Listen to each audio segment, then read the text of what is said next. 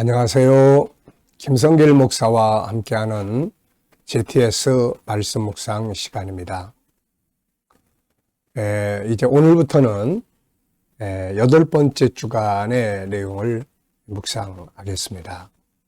8번째 주간의 내용은 드디어 예수님의 모든 고난의 시간, 아픔의 시간이 다 지나가고 이제 드디어 부활의 시간, 영광의 시간이 이제 다가오는 내용입니다.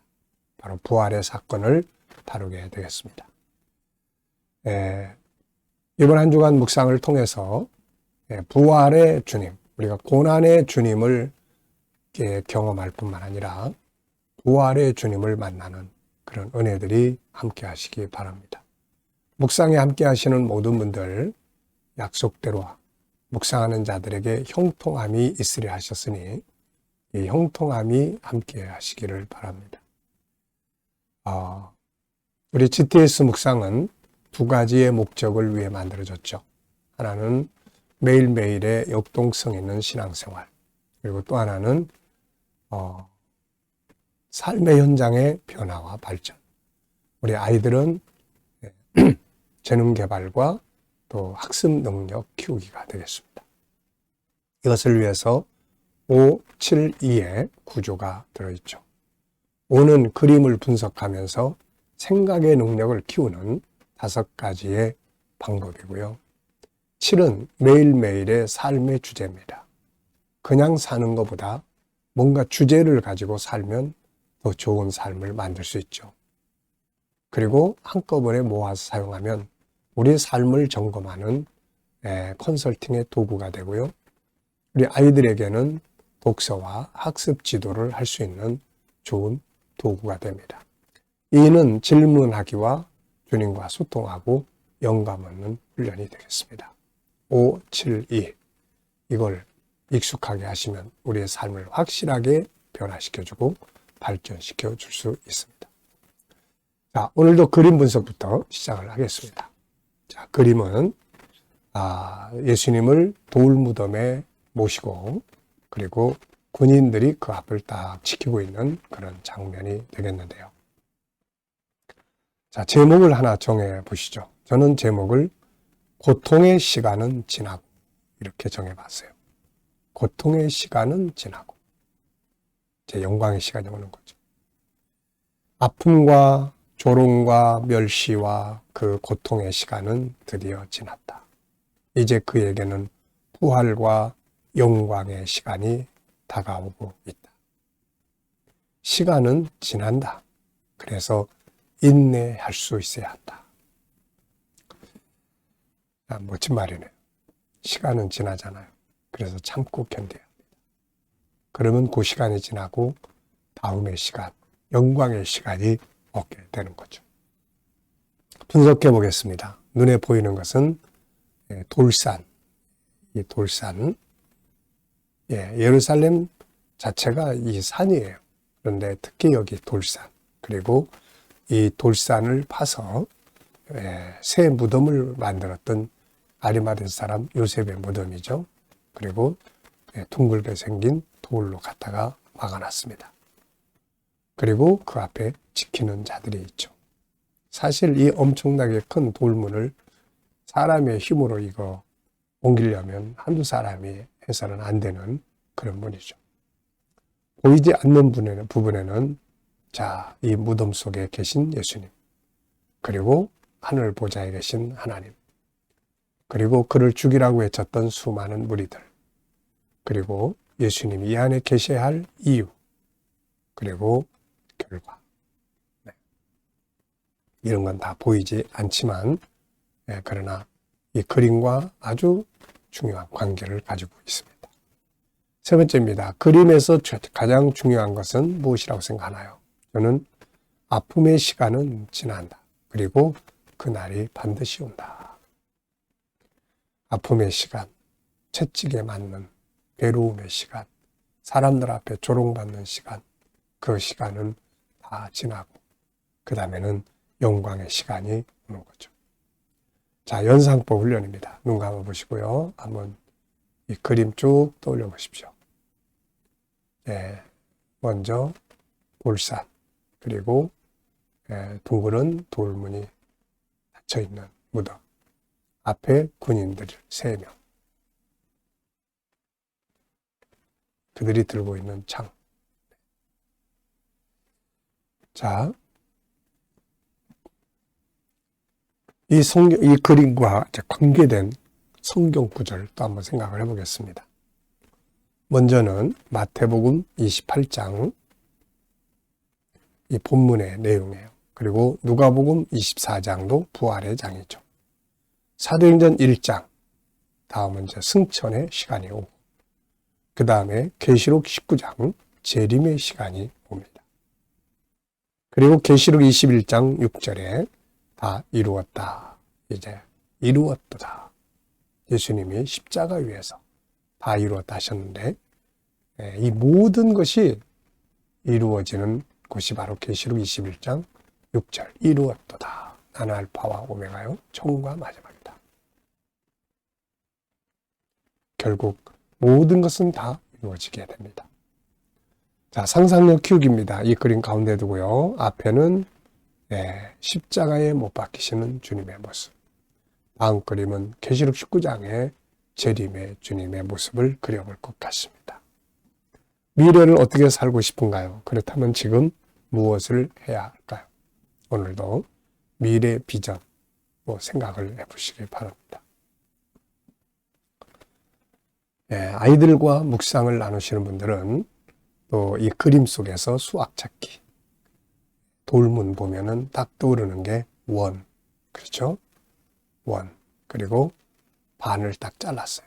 이게 바로 지름입니다. 지름.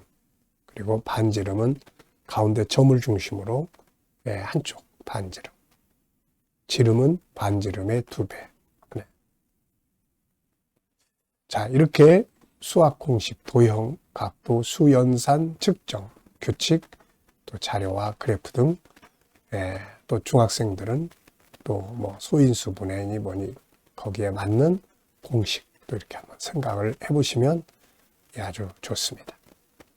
공부라는 것은 한꺼번에 되는 게 아니라 늘 이렇게 떠올려 보는 게 중요하죠. 본문 말씀 읽어보겠습니다. 마태복음 28장 1절로 10절입니다. 안식일이 다 지나고 안식 후 첫날이 되려는 새벽에 막달라 마리아와 다른 마리아가 무덤을 보려고 갔더니 큰 지진이 나며 주의 천사가 하늘로부터 내려와 돌을 굴려내고 그 위에 앉았는데 그 형상이 번개 같고 그 옷은 눈같이 이거늘 지키던 자들이 그를 무서워하여 떨며 죽은 사람과 같이 되었더라. 천사가 여자들에게 말하여 이르되 너희는 무서워하지 말라. 십자가에 못 박히신 예수를 너희가 찾는 줄을 내가 아노라. 그가 여기 계시지 않고 그가 말씀하시던 대로 살아나셨느니라. 와서 그가 누우셨던 곳을 보라. 또 빨리 가서 그의 제자들에게 이르되 그가 죽은 자 가운데 살아나셨고 너희보다 먼저 갈릴리로 가시나니 거기서 너희가 배우리라 하라. 보라 내가 너희에게 일렀느니라 하거늘. 그 여자들이 무서움과 큰 기쁨으로 빨리 무덤을 떠나 제자들에게 알리려고 다름질할세. 예수께서 그들을 만나 이르시되 평안하냐 하시거늘. 여자들이 나아가 그 발을 붙잡고 경배하니 이에 예수께서 이르시되 무서워하지 말라. 가서 내 형제들에게 갈릴리로 가라 하라. 거기서 나를 보리라 하시니라. 아멘. 자, 감사한 거 적어보겠습니다. 어제 주일 어떻게 보내셨나요? 감사한 거 적어보시고요. 또 오늘 하루를 시작하면서 감사하고 싶은 것들 또 적어보시면 됩니다.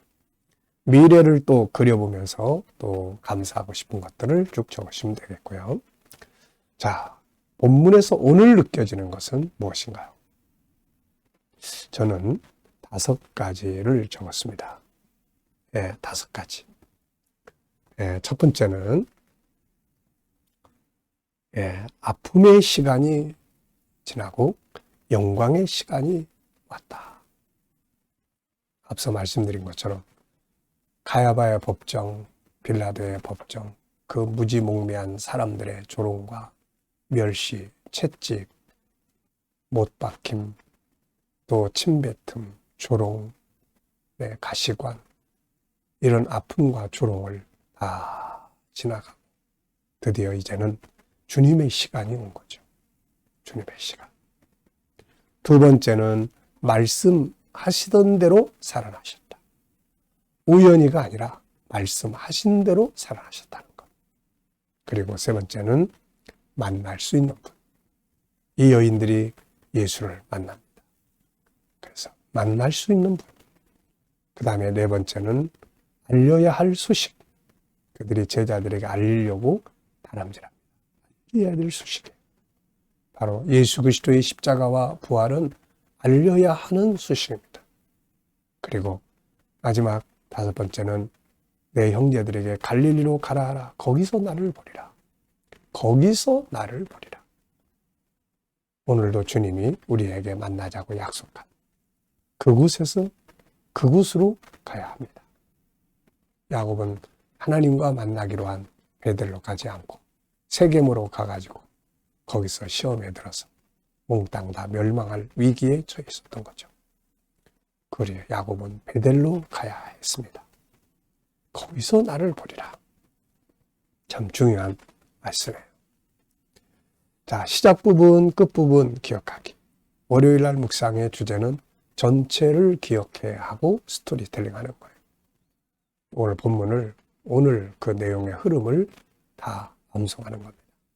이렇게만 하면은 다 암송이 돼요.